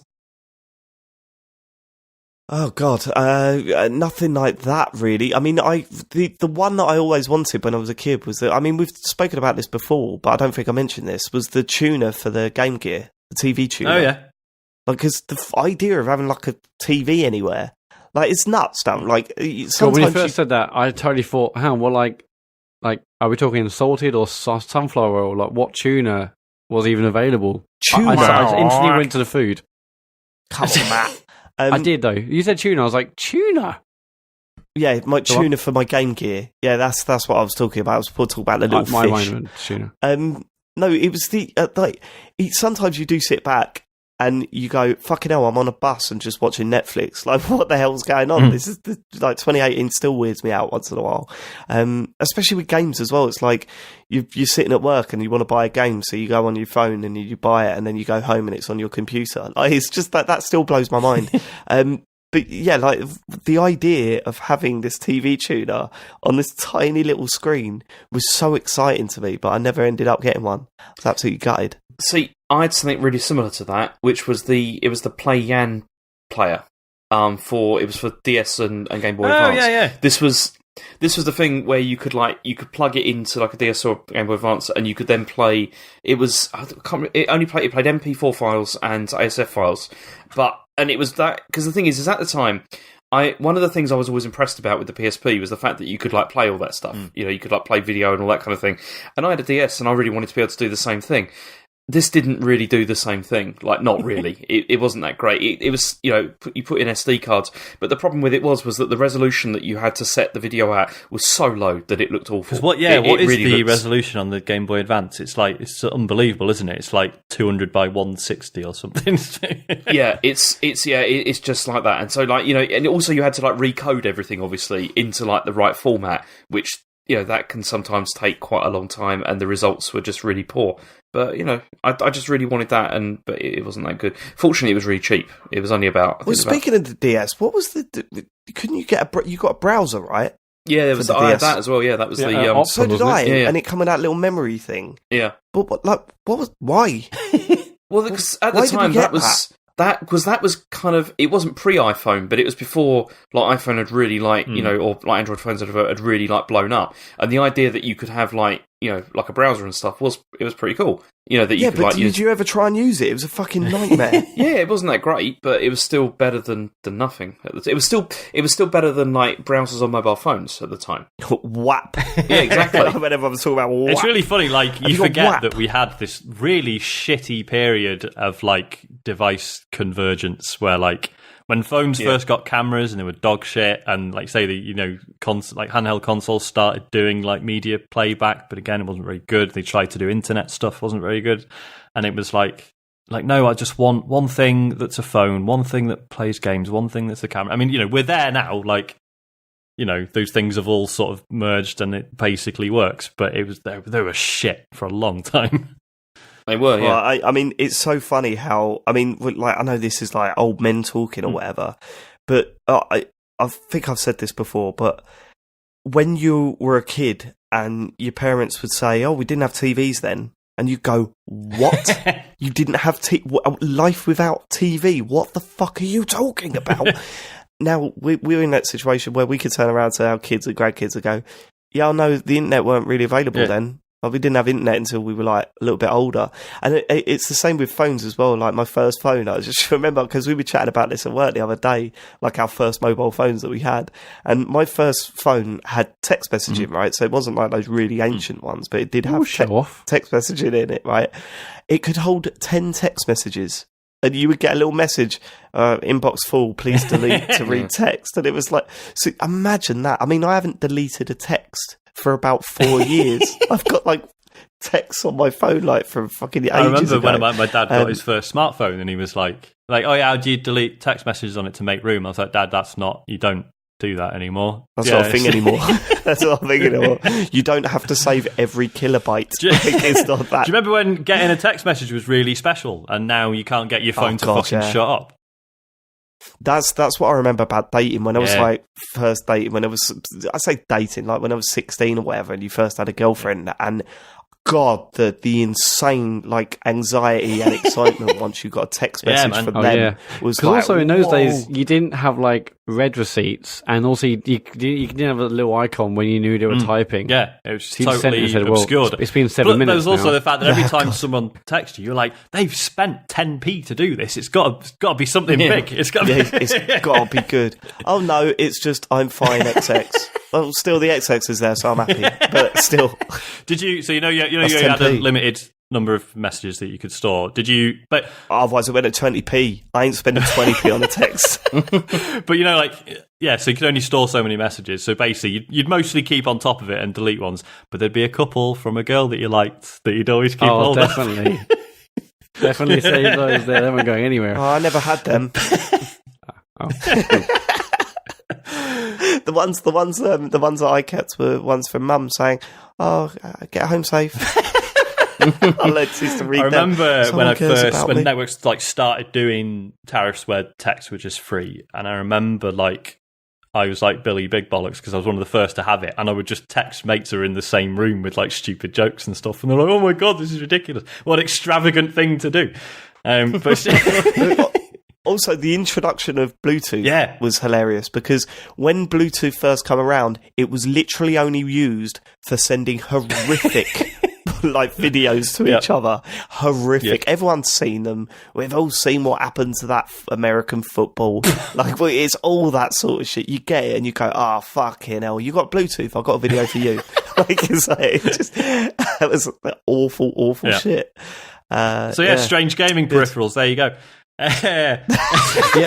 So one of mine, right, and I thought it was called a JogCon, but I've just googled it and it's not what I'm thinking about at all. So I thought it's called a JogCon, but actually basically what I thought was basically that PlayStation controller, I think it's for Ridge Racer, that you twisted. Oh yeah. And that was like what, but I'm just googling it, and actually that was actually called the NegCon, because a JogCon is basically, it looks like a PS2 controller, but in the middle was like a massive like dial that you turn left to right, and that was like, I guess, one of the early analog sticks. But anyway, forgetting that, I really wanted the twisty. That was what do you call it? I used to have one of those on the Atari 2600. If you talk about that, it was like it's a dial thing that you hold in one hand, and you played some Jedi thing. So it's awful. Yeah, the JogCon actually came out for Ridge Racer Type 4. But for some reason I was thinking about the NegCon. Anyway, I really wanted one of those really wacky controllers for some reason. Well, who had the best memory card? Was it like, because the PS2 one was always flaky as fuck. I always write like the N64 one that you loaded in like a fucking gun magazine into your controller. That was the business, right? Oh, you're going to say Dreamcast. You did that. You did that with the Rumble controller, Dave. Oh, yeah. You know, when you like playing GoldenEye, just slap that Rumble controller in. I'm just thinking the Rumble pack and the memory card in the same thing, because they used to get third party ones that had both of them. Right? Yeah. Well, it was weird because not that many games actually supported the memory card for N64, because you could store stuff on the cart. On the cartridge, did you? Yeah. No, you imagine that, like, you're living in a world where you're playing a game and you've got to decide whether having the feedback of Rumble or starting again every fucking time. I mean, what I love about the PS, I think it's PS1, it might be PS1, but definitely PS2 was like, it had like memory blocks. So I was like, oh, well, I've got like 15 or whatever, or 20 or however many there were, 5, I don't know. And it's like, okay, I guess I have to delete that save from the bouncer. That's gone now. And I'll never forget getting a PS2 without a memory card and hearing the opening to GTA 3 over and over and over again. That Misty quest that we like, the mission at the start, it was just like, oh my god, we need a memory card so I don't have to hear hey, ridiculous like every time I turn a fucking game on. Okay, sorry. Can you tell we're filling time? No, it's fine. I was just going to say I had shitty dance mats for the PS2. That was a good laugh. Yeah, I had dance mats. I brought them to uni. Yeah, I love them. Well, like the plastic ones where you can fill the wire with. Well, they were just like sort of fabric, sort of plasticky fabric ones. Yeah. They were just shite, but I mean, they were Dance Revolution. I had the Mario. Do you remember the Mario Mix one that came out for GameCube? No, I don't. No, there was Dancing Stage Mario Mix came out. What's that? Fucking I had Dancing Stage Disney Mix, mate. It was bloody awful. There was a Mario one that came out, and it was actually good, and I owned that. And then I lent it to my nephews because they were just starting to get into games. Their dog destroyed it, and I was actually quite annoyed about that because it was a nice pack, like the whole thing. How old were you? Well, when I got it. No, like when it got destroyed. I was about 23, I think. Oh, right. Okay. Yeah. I was about to say, like, didn't the parents step in and go, whoa, hold on? No. But no, if you're 23, they ain't going to do that. I mean, speaking of fond memories, I mean, James was very if I upset. think about fond memories, the one that comes to mind instantly is me and you, Dave, playing like Kinect Sports 2, was it? Until God, yeah. it was New Year's Eve. Yeah, playing like 3 or 4 in the morning, playing I guess golf or darts, or Darts was it the one. the second one? Yeah, it was the darts. Yeah, that was... That was. I mean, I know Kinect got like a rough ride, but I love both the Kinect Sports games and Dance Central and stuff. Yeah, that's easily my fondest memory of that sort of random Kinect stuff. Brilliant. Indeed. Right. Okay. Tom Doughty. Who would make for a better romantic partner, Wario or Waluigi? Oh, I mean, it's got to be Wario. I mean, neither. I mean, I don't know. Waluigi just seems fucking creepy in comparison. Like, Mario's an idiot, but he's... I don't know. He's got... Waluigi, like, in all the stuff with his tennis and stuff, he's got flowers and that. Oh, that's true. It's true. Shit. He might turn up with some flowers once in a while, whereas Wario just be a dickhead, turn up on his bike, like, revving it around. the bird. Yeah, but I think Wario would show you a better time. I think you could have fun with him. I think it'd be legitimately good fun. Like what? It would be like going out with you, please go Dave. into more detail, James. It's the same. Wario is definitely a better night out than Waluigi. Yeah. Surely. I think you're right with that one. I do think you're right with that one. I can't imagine any of them being a preferred choice over anyone else on the planet. No, there is that. So, and they're not even on the planet. So, do you know what I mean? Right, Darren Gargett. He says, with Sean Bell getting more appearances on Kane and Rince than the rest of you combined, but also starting the excellent Data Beast, are you worried he'll do a dance and chase the numbers? I mean, the obvious answer is this. I mean, I don't know if you've seen how many subscribers Data Beast has got. I don't think we've broke 300 yet. So if I was... Yeah, I was about to say, you are chasing the numbers. Well, that's why you're on TCGS. I did do something with that because Andy tweeted a picture showing the difference between Midnight Resistance and Data Beast and how Data Beast had one more. Yeah. I've got to admit, I did go in and then subscribe to Midnight Resistance on purpose. Just no way, thanks, did you really? Thanks, James. Yeah, let's make them massive. What else? Oh yeah, last one. Zoe. Hold on, before we move on, right? When he was saying about, you've been on Kane and Rince more times than any of us else combined, right? Even if I didn't know us, I'd just have to listen to one show and say, who's more likely to be on Kane and Rince? Well, it's Sean, isn't it? It's Sean. Now, make of that what you will. I'm not going to spell it out for you. It's not a compliment. No. Well, I'm really anxious because in a couple of weeks I'm doing the Braid episode and they've warned me that I'm there as the positive voice. So I think I'm going to get fucking torn to shreds. How can you be negative about Braid? I don't know. We'll find out, I guess. I'll find a way. It's a fantastic game. James, are you on that one as well? No. Oh, but I know you love Jonathan Blow. I just thought... Yeah, I'm a big fan of this. We were snapped up for that one. Blocked by Jonathan. I'd forgotten I was blocked by Jonathan Blow. just for a sarcastic I loved tweet. it when you found out and you went, Dave, I don't understand why he even knows who I am, let alone why he's blocked me. Oh yeah, James, it's because you texted, you kept messaging him about Gears of War. Oh yeah, I did do that, didn't I? Yeah, you did. Totally forgot. Right, last one. Zoe Harwood says, why is Matt so bloody awesome? Oh, I mean, got a fan, Matt, finally. Short memory, because did she not hear the whole cereal theft saga?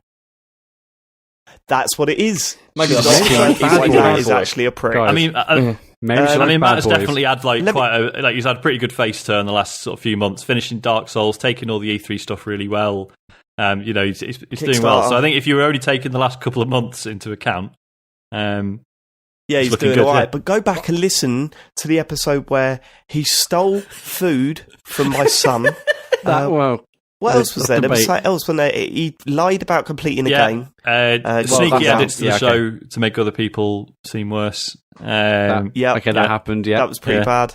There was more as well. I can't remember, but basically, there's so many things I've actually lost count. But I mean, aren't I widely regarded as the bad boy of British podcasting? So maybe that's maybe that's to get your bandana and a chain.